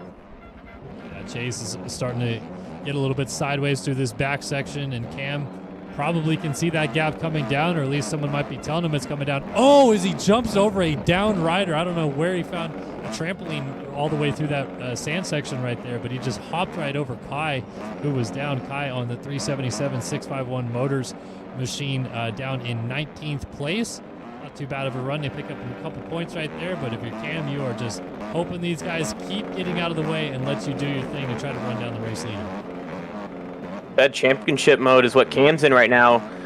He said he wasn't even sure if he was going to show up last week, but now that he's in the championship, he's definitely going to be showing up every now and then, or even every week now. And now it's down to 24 heading into this moto, and he's trying to lower it even more with Brad having a good start, but unfortunately not keeping it up in the sand. And he's definitely setting his sights after chases. Now it's down to 6.2 seconds, so it looks like about every sector on the track, he's cutting it down by a second. Just amazing pace we see out of Cam here. Getting a little bit of a kick off that tabletop, but the suspension does soak it up nicely. I mean, this track is brutal. It's so deep on all different areas of the track now. Pretty much every corner you go into, you're going to be just trying to struggle your way through and keep that momentum going. But Cam is putting another really good lap down. And if you're Chase, you see the time coming down at this point in time. That is when you start to worry about it a little bit as well. I mean, we saw TJ in the first moto. Thought he had it pretty well covered off, had a gap that was manageable, and then Cam just absolutely laid it down on the second half of the first moto to close it down. Oh, Cam flirting with the edge of the racetrack, getting sideways right there. Right, lose a tiny bit of time right there in that little exchange, but still, the time is coming down, and if you're Chase, you're starting to sweat a little bit. It seems like every time the timing updates up there in the top left, it seems to come down about a second, but Cam, it looks like he is starting to go back to sticking with all that roughness, all the main lines from Moto number 1, as Chase is still hitting all the alternate stuff, which, like I said, it can be slower but smoother. And Cam, right there, hits the rough stuff and almost goes down, but saves it just barely. But like I said, that rough stuff, it is faster, but it can be just as sketchy. And Chase not getting all that rough stuff, he's staying clean, and it is helping him out to get into that lead and maybe pull the gap even bigger now. Well, one thing that does seem to be working for Chase is he's always been one of those really consistent riders, putting down lap after lap, hitting the same ruts and doing the job. And it seems to be working for him right now because it doesn't seem like he upped his pace or tried to push hard or anything like that. He is totally settled into a groove right now. And I guess he's just hoping that Cam makes those big mistakes trying to force the issue to close this thing down, because Chase is just doing his thing in the race lead. Yeah, Chase being smooth and consistent as he always has been in this game, like you said.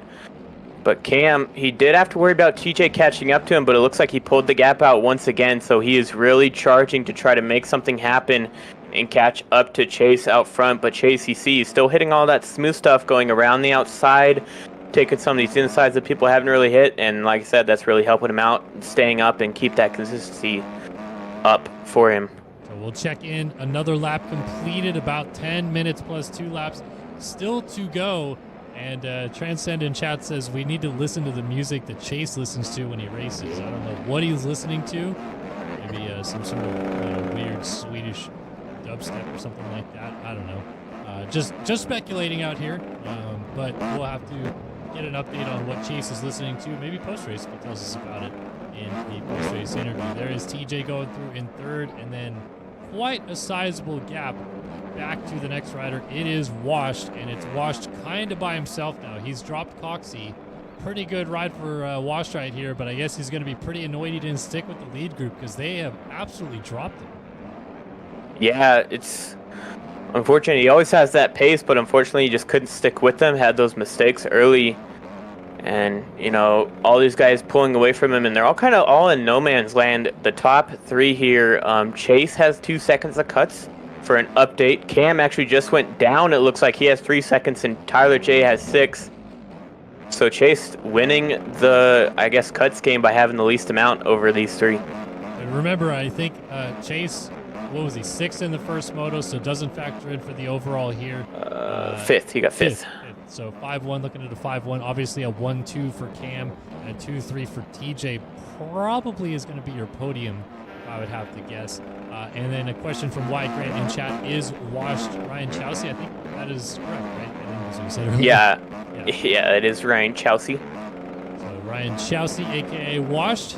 AOMX Simulator fans out there running a very strong P4. Honestly, I mean, I know you play sim and bikes. I don't think I could ever be this good at both at the same time. Like, for me, I've always had to really pick one and focus on it. To be this good at both is crazy to me.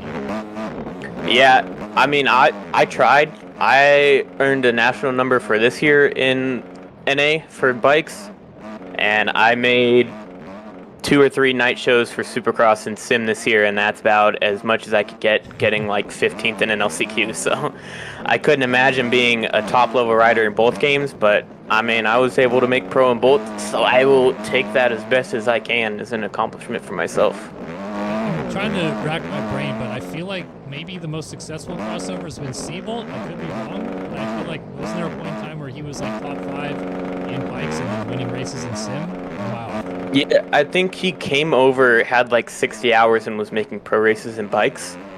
So I believe he might have been one of them.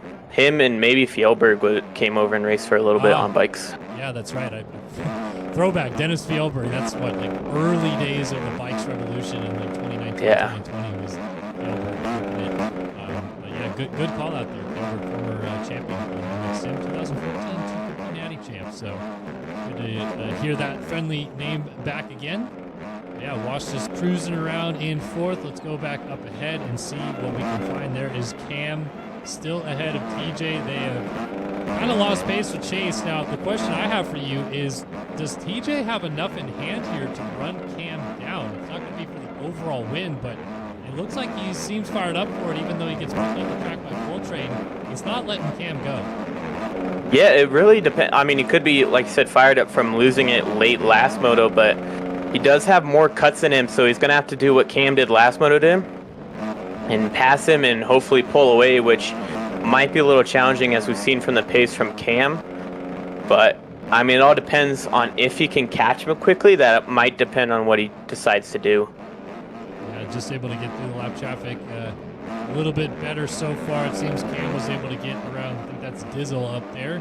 15th place for old Dizzle. Not ideal. I think he was hoping for a better start. So this doesn't qualify as good one moto, bad moto, right? He's just going to be pissed off. Yeah, he's looking to go 15-15, which I don't... We'll see how excited he is for it, but... I mean, knowing him, I know he'd probably want to do better than he is doing this season, but... I mean... I know he just doesn't want to finish 18th in points, because that's what he finished both years so far, is 18th in points. So... I know he just wants to finish better than that. He's scoring more points than us. I guess that should be said. So, doing a good job out there. Just getting. If I was racing, I feel like I could.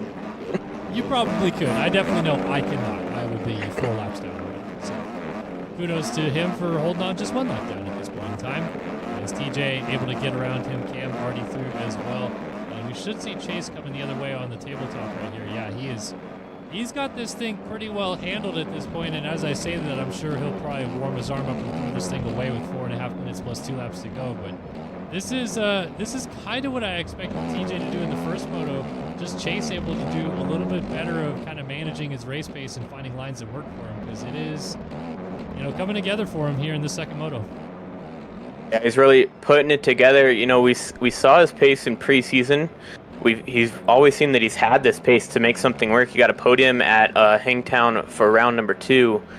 So, I mean, he obviously has the pace. It's just the starts that have been, unfortunately, hindering him a little bit here and there. And he finally got this good one, and you see he's able to put in some good work and win by 16 seconds, just like he did at Hangtown. I was going to say, this should be his second moto win of the championship, which 2 out of 8 motos is pretty good. And then you think about the fact that he didn't even show up last week. So 2 of the 6 motos, he's on a 33% win clip. If he can knock this one down here, Moto 2 at Lommel, maybe kicking himself a little bit that he's not more in the championship fight, having missed last week. But it's a long series. You can always get back into it as more struggles happen behind him. I mean, even talking about our championship leader, Brad, 6th in the first moto, charged forward the whole way.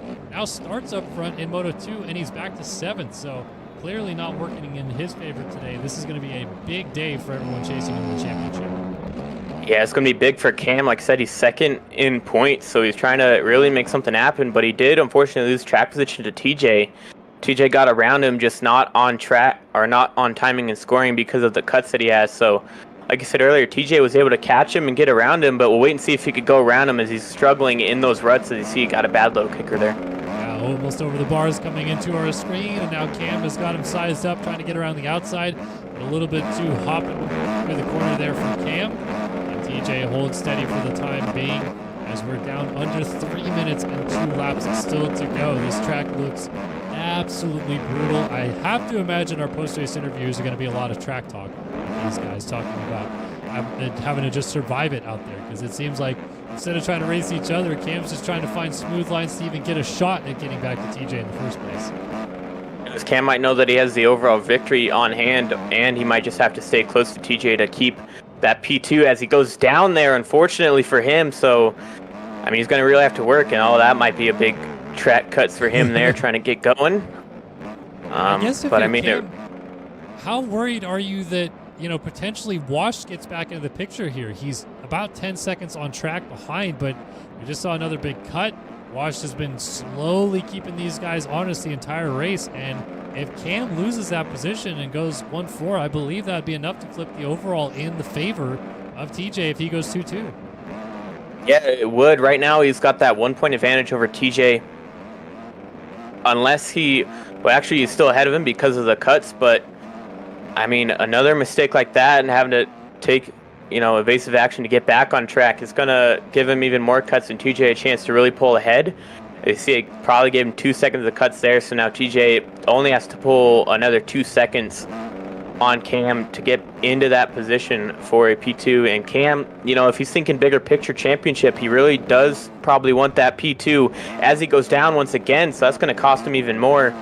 But if he's thinking championship, he really should get going again and try to get back into that P2 spot. And he goes down again. TJ had just made a mistake in that corner, and Cam just went down again. Washed is suddenly fully in this picture. He can just about see Cam going over the tabletop in front of him. So this is not over by any stretch of the imagination. Chase is just up front. He's going to go try to win this moto. It's not going to be for the overall, but TJ and Cam could still flip for the overall victory, and it really comes down to what Washed is capable of doing. And I think we're going to have 2 to go next time by. Cam making even more mistakes. Here comes Washed in a battle for 3rd place. Yeah, Wash is really closing in now. All of those mistakes that it looks like TJ and Cam were both having, or actually TJ looks to have gotten going a little bit quicker. It was probably Jackie Moon that I was seeing. They both got that fluorescent yellow boots. But Cam, you know, those mistakes have cost him big time, and now he's got to worry about Wash getting around him, and more so about the championship than probably overall is what he's thinking. This is going to be good all the way down the stretch, and time has indeed expired before Chase got back to the flag, so we're coming to 2 to go this time by, and Cam is fully under attack now as Wash has got to his rear fender. This is going to change not only the podium in this moto, but the overall at the end of the day. If Cam can't hold on from here, he will be bitterly disappointed with that result. He's getting a little sideways in the sweeper. Here's Washed up the inside. Now the question is, where can he make a pass as down goes Cam, and Wash takes advantage to go into 3rd place. Yeah, and I have to wait and see off cuts, because I think Wash might have a little bit more than Cam, but if Cam gets more cuts from that crash, it'll be very close for him, and we have to wait and see. Cam, we'll see if he clicks another gear like he did late in the first moto, but I don't know what's happened to him, whether it's just been the track getting too rough and he kind of wants to settle down and not worry, or maybe focusing more championship, but it's hard to really tell for Cam as we saw that blazing pace in Moto number 1, and it looks like he's kind of lost it in Moto 2 and lost that P3 position and the P1 in the overall. Yeah, that is an official changeover on timing and scoring. Of course, we do still have 2 laps to figure this thing out, but as they cross the line that time by, Wash did officially move up to 3rd place on corrected time. Cam back to 4th, and a 1-4 does not beat a 2-2 out of TJ. Now, TJ, even himself, has to stay there. I mean, he's in a pretty comfortable position all by himself in 2nd place. But as I say that, he goes down on the outside of the track, and he's going to lose a bunch of time. So if Wash could come up here, he could even play spoiler with TJ trying to get into 2nd place of this thing and give the overall win back to Cam. Yeah, he could play spoilers, and he could get himself onto that overall podium. Right now, he's 1 point behind Chase to get onto that overall podium. So if he catches up and gets TJ, he'll bump himself on to that podium and knock Chase off. But TJ, he's got to really hold on here. He looks like he's really struggling in the rough stuff, same as Cam was, and trying to find every option possible on the outsides or middle ruts that aren't really rough. But this could be why he's lost all that time to Chase, down to 20 or up to 23 seconds, probably more now after that crash. And we'll wait and see what Wash can do as he's closing in on him. Wash just absolutely on rails right now. He's riding so well in this fight for the 2nd position. TJ just up the road, and we'll see if he can close it down. White flag about to wave here in Moto 2. Chase out front actually just took it over the line. He is not going to factor in for this overall unless things get really chaotic. He's got a lot of lappers to deal with as well. But man, TJ just trying to hold on for second. Looks like Wash may have gone down and opened up that gap just a little bit more because TJ suddenly has a bit more breathing room. Yeah, Wash went down on that corner before coming back onto the start straight. It looks like he might have just tucked the front end. It looks like he's down again right before the finish. So that gives TJ even more breathing room, even more time to take this lap slow and not have to worry about it. But now Cam's back in the picture to maybe steal that P3 and get back into the overall P1 position. And look at that. Timing and scoring shows just how close it is between Wash and Cam. Literally 0.3 of a second on corrected time over the line that time by. So if Cam has a decently good lap here on this final lap and stays close, he could still steal third at the end of this moto to take the overall win. We will have to see how this all plays out. Meanwhile, up front, Chase is all the way gone. I mean, he is checked out. 28-second lead. He's dealing with lap traffic, and he's lapped all the way. Oh my gosh, he's already almost lapped up to Brad. He's on the back tire of Willie and Neon right now. Insane ride by Chase right here, and a deserved second moto win coming up. Yeah, Chase really showing it. If he gets a start, he can really pull away on these guys and take a big chunk of time on them, especially in the second moto. I think he won second moto at Hangtown as well, and now he's winning the second one here. So he's really good when it comes to the rough part of the tracks. He's getting a little tangled with Billy, somehow staying up there. MX Bikes netcode really saving him. But yeah, coming to take his second moto win of the victory here, or of this year. Willie just like landed on him, and Chase just bulldogged through him. Doesn't even care, just knocks the bike out of the way and keeps on going. What a second moto ride this has been. Might be enough to get him on the podium. We'll have to see how it all shakes out behind him. But either way, job done in Moto 2. Chase takes the win here in Moto 2 at Lommel. Now let's figure out what's going on behind him as they come through the mechanics area. TJ is still in second. How about Wash versus Cam? It's going to come all the way to the line. And remember, Wash has more penalties. Cam almost got into him. He's just got to stay on his rear fender here. TJ is going to cross the line in second, but it's not for the overall just yet. We got to see what happens with Wash and Cam. Cam just moves Wash out of the way to get back into third on track. They're banging into each other into the corner. They're both down. Wash goes down. Cam gets up first, and Cam wins the overall here tonight at Lommel by crossing the line in third place, and Wash slips back to fourth. What a last lap, last turn battle for the overall win. What an amazing fight. I saw as Chase was coming to the finish line there, they actually collected with each other in that turning roller section going down. So these guys were fighting all the way throughout the final lap. Cam moved Wash out the way. Wash tried to send a final ditch effort, and unfortunately he could not stay up to take it, and that's going to give Cam the overall victory. TJ is going to get second overall, and Chase is going to get third overall by going 5-1. What an absolutely insane ending to this moto. This moto delivered all the way through from beginning to end. Still looking at a couple guys coming across. Shout out to Coxie picking up a P5 in this one. Pretty much all by himself there as he dropped Reed near the end of this moto. Reed back with Brad a little bit. Reed actually down before the mechanics area. I wonder how close this could get for Brad to maybe sneak in a P6 out of this. We'll have to see if it comes down with penalties at all changing it, because Reed did lose some time in the mechanics area. Brad's going to get it close. Definitely would prefer to have 6th over 7th, get that extra point. Reed will cross the line in 6th. Brad getting sideways. That'll probably cost him all of it right there. He comes across in 7th, stays 7th. Krusty 2 laps down in 20th, 3 laps down actually. And I didn't even see who that was coming across the line. I think GWM 2 laps down also crossing the line in 19th. Neon, good ride for him though. Last guy in the lead lap as he comes across the line. And Gooey, 16th place. All these guys just finishing it up. But man, oh man, what a race for the win and the overalls. And in the end, Cam picks up the dub here in Lommel. Yeah, I mean, back-to-back weeks.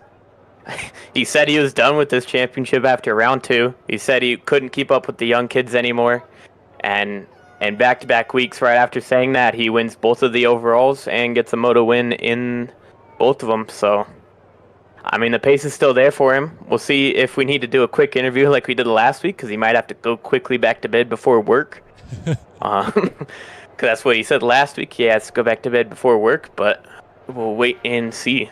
Yeah, we'll try to check in with our winner. I'm sure we'll be able to talk to some of our podium finishers here. Of course, TJ picking up 2nd overall. Chase with the 5-1 gets 3rd overall, so a good run for those guys and not losing too many points either in the end of it as well. So as we get to check in with our guy Dizzle, 15-15 day for the Sand Warrior himself. Staying consistent, you know? Yeah, we were talking about how you've had the one good moto, one bad moto. So I guess you just wanted to even it out and have two bad motos?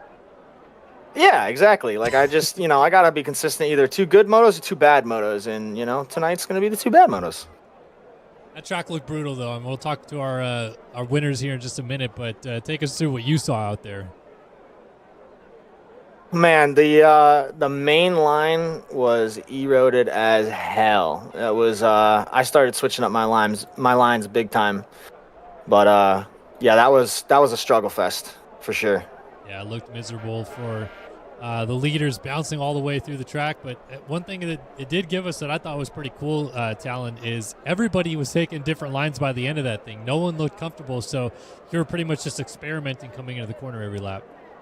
Yeah, it was a lot of guys were getting kicked sideways. You saw Cam getting kicked a lot of the ways, which might have made him back off. But, I mean, he kicked it into another gear towards the end, and it helped him get back into that, P1 overall at the end of it. And it really just depended on who was really willing to risk it in those rough stuff to go fast on this check. Yeah, absolutely. What an awesome night of racing. That Moto 2.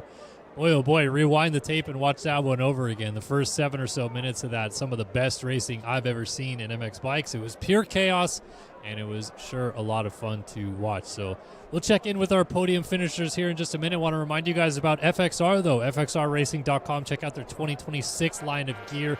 Awesome stuff that you can check out on their athletes all across the board. My dear friend Max Voland will not be racing this weekend, so we won't see him in his FXR gear. But you can check out any number of the athletes in FXR repping their 2026 line, and, of course, thank them for backing the AOMX Championship in 2025. All right, let's get I think we're going to check in. Who are we checking in with first? Who we got? We can go from first to third this time, honestly, because Chase isn't joined yet. So we'll go first to third tonight. Screw it. Yeah, I'll bring Cam in here.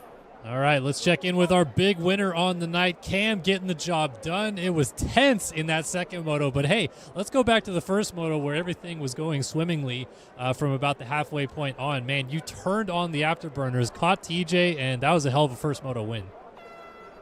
Yeah, to be honest with you, I had a good pace the entire race, even at the start. How there's a guy called Washed. Bro was so sketchy. He took me out like 4 times. Well, let's talk about the start of Moto 2. I think everybody went down going into the first corner. What did you see there? Some individual is a good word to put it. Decided to turn hard left in the middle of a straight and took basically everyone out. Oh, brutal. Man, the chaos, though, around that second moto was insane. How aware were you of the point situation, how it was all shaking down, and even at the end, Wash kind of caught you. Were you aware that was for the overall at that point in time? So basically what happened is I ran a 56, which, is a burner, but then I got stuck in that pace, so I was trying to go way too fast, and I just kept getting bogged over the bars and stuff. And I just couldn't slow myself down for some reason. And basically I just kept crashing it over and over and over. And then I realised that if Wash got me, I'll lose the overall. So then the last lap, I put an absolute burner in, tagged Washed when he went down, crashed. Then, you saw what happened at the finish line. I just had to try and take him out. I thought I had cuts, but it was him.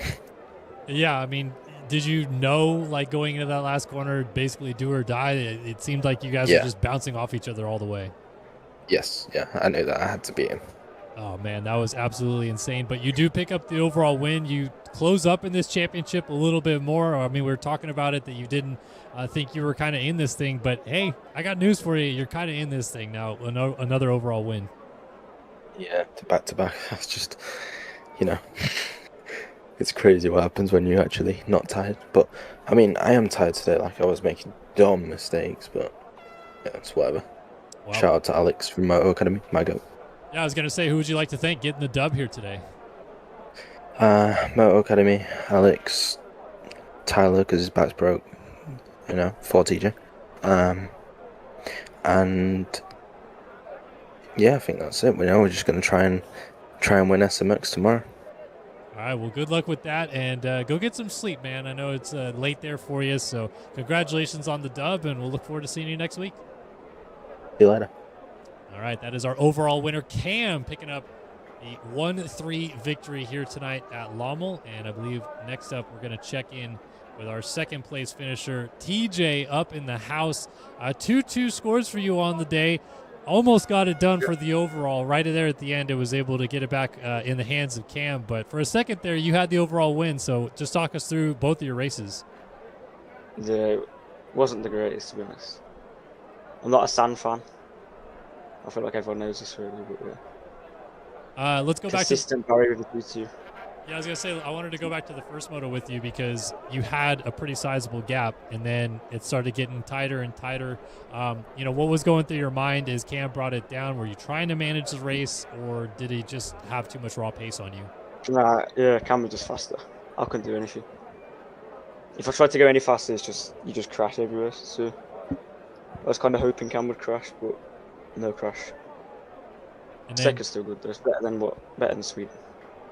Yeah, good showing. Obviously, second overall. Take us through how difficult that track was in the second moto, man. It looked like it was beating you guys up. It was way too hard for me. I ain't got that skill. I've got the fast skill, not the technical skill, I feel like. And that was too hard for me. Was there any point in time in that second moto where you felt like you had something for Chase, or did you kind of know that the track wasn't coming to you? Bit.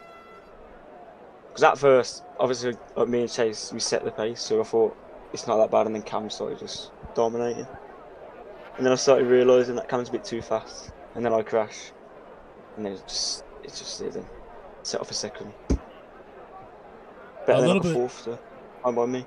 A little bit off the wall question, but doing this championship, and then obviously we know all of you guys are also trying to do well in the SMX series. Like, is this good training for you guys, or does this even throw a curveball for getting ready for tomorrow? Yes, it's pretty good to be fair. Well, if it wasn't Lommel, but yeah. Well, at least you got the sand races out of the way now, and we can focus forward on next week, and maybe something different for you guys getting thrown at you after SMX is over. But who would you like to thank picking up P2 overall on the night? FXR AOMX, obviously, and the Goat Wash. That's about it. All right, well, congrats, TJ. And ETO. All right, congrats, TJ. Thank you. Fantastic ride, second overall, and same thing to Cam that I said to Cam, I should say, go get some rest, man. It's late. No, I've got another 10 hours in me. Sleep schedule's a bit cooked. Oh, boy. All right, Broken well, congrats backs. on the P2, man. Thank you. All right, that is TJ, our second place overall finisher on the night. And we'll roll it right into our third place interview. We'll talk about the first place in the second moto. What a ride for Chase in that one. Man, pretty much just dominated the second half of that race. You had consistent lines, finally figured out some different stuff, and you looked in the zone, man. I appreciate it. Sorry, I'm trying to get my Chick-fil-A down my throat. You guys kind of cut me off there in our commercial break there. No, I found the consistent lines because I was trying to remember the lines from when I raced the race originally, and I was so bad at remembering them that I kind of just found the off lines naturally. So I was almost kind of relearning the track in certain spots. So that helped a lot. And then I was just trying to keep it nice and slow on the way in, fast out. That's what I think a bunch of other people were doing. Me and Pax were talking about it in the VC. Everyone just kept rushing their corners, and then they would just hit the E-road, come to a dead stop, and go slow the whole time. I was crawling on the way into all those corners, just trying to keep it upright. Yeah, I was noticing that you seem to want to cut lower, take some of those more inside options instead of rail the outside. And, I mean, it did work for you, but, I mean, talk us through the evolution of the track, because the first moto, obviously it's really fast, seemed to be against your skill set a little bit because you were crashing a little bit more. And then when things slowed down, got more technical, you kind of found your way through, huh? Yeah, it was more of my... Also, the start kind of screwed me over when Wash swiped my front wheel on the start of Moto 1. It would have been better if I was up front. I was just trying to run that fast pace Moto 1, which I obviously didn't have. You guys watched me crash over and over. So I just didn't have that insane pace like everyone else. So Moto 2, I was in my happy place. The tire won my championship, got up front early, and just held my pace. Just waited for everybody else to crack. And then we're good to go. Yeah, how much were you keeping an eye on the gap? TJ got it down to, I think, maybe 6 or 7 seconds and then started crashing a bunch. Like, were you in management mode a little bit at that point in time, just trying to hit your lines, or did you even care about the gap? I was definitely checking it like 3 times a lap. Like, I'm terrible with checking my gap, and I leave my standings on the race by accident. I usually have everything off on my screen, but I left it on. So I kept checking it the whole time, but I was trying to just keep it in management mode, like you were saying, keeping it nice and controlled, keeping it slow. I knew they were going to crack eventually. I just had to last longer. Just go that one extra lap, and then they finally crash, and then I can relax and breathe. And then I have time to like overshoot a rut and slow down and stop and make these little mistakes, and then it doesn't really matter. Yeah, nothing wrong with lasting longer, as they say, and you did a fantastic job in that second moto. Who would you like to thank, though? 5-1 on the night, ends up 3rd overall. All the charge cycle works boys, as per usual, hanging out, keeping me afloat during the VC. Liat, Thrill Seekers, Bullfit, Mountain Slayers, Warp 9, all those guys that gave me their support, all the real life sponsors that came aboard for MX Bikes, helping me out, letting me run their stuff. And huge shout out to you goobers and on the back end here, keeping everything running. Coming from a series owner myself, I know how much it sucks to run a series. So I do appreciate it. I thought it was fun. It's good practice for tomorrow. Yeah, shout out to Dizzle and Talon. Well done, always putting on a great show. Good stuff. And hey, congrats, Chase. Good second moto. We might be calling you the second moto warrior, though, from here on out until you can get a first moto dub. Oh, you're telling me, man. I don't have the pace. Moto 2, my fastest lap was 2.9 seconds slower than the fastest lap. Do not have pace. I just can keep it upright, and that's about it. Well, keeping it upright did a wonder for you here on this absolutely brutal racetrack tonight. And like I said, man, congrats on P3. Thank you, man. You guys have a good one. You too. And that was Chase, our 3rd overall finisher here tonight at Lommel. And that is round 4 of the AOMX FXR Championship done and dusted. Final thoughts, Dizzle, Talon? What a wild night, huh? Yeah, wild night. I do have some points updated, at least for top 6. So, well, it's like, yeah, it's kind of blown open from 7th onwards down. It's a 71-point gap.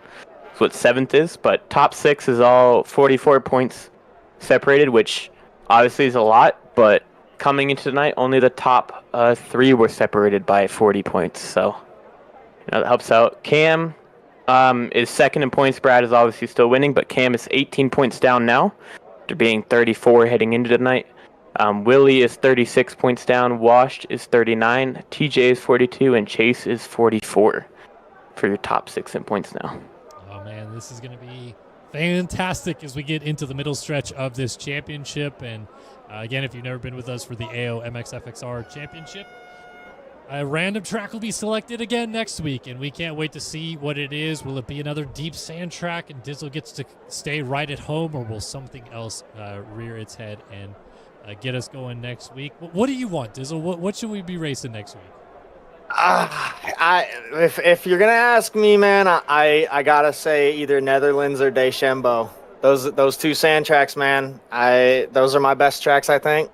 But I mean, this People are series, hate man. you if they ever is another sand track. Oh, I know. I think they already hate me, but it's okay. But it's these guys are so fast, man. I mean, our series, just because we're putting up so much money, it tends to bring out the best of the best from the aerial pros. And we might not have the numbers here, but we definitely have the comp. So it's tough, man. If you're not putting together a perfect race and staying on 2 wheels for that whole 30+2, you're not even getting top 15, man. So it's tough. But yeah, I would love to see another sand track next week for sure. Well, we'll see what we get when we come back here in 7 days' time for round 5 of the championship. All right, that's going to do it for all of us here at Starter Systems TV. Big shout out again, all the fine people at AOMX behind the scenes putting on this championship, and of course FXR for sponsoring this series and creating a fantastic prize pool for these guys to win. That is round 4 in the books. Lommel is behind us. What happens next week? You guys will have to tune in and find out. But thanks for tuning in to round 4 of this championship.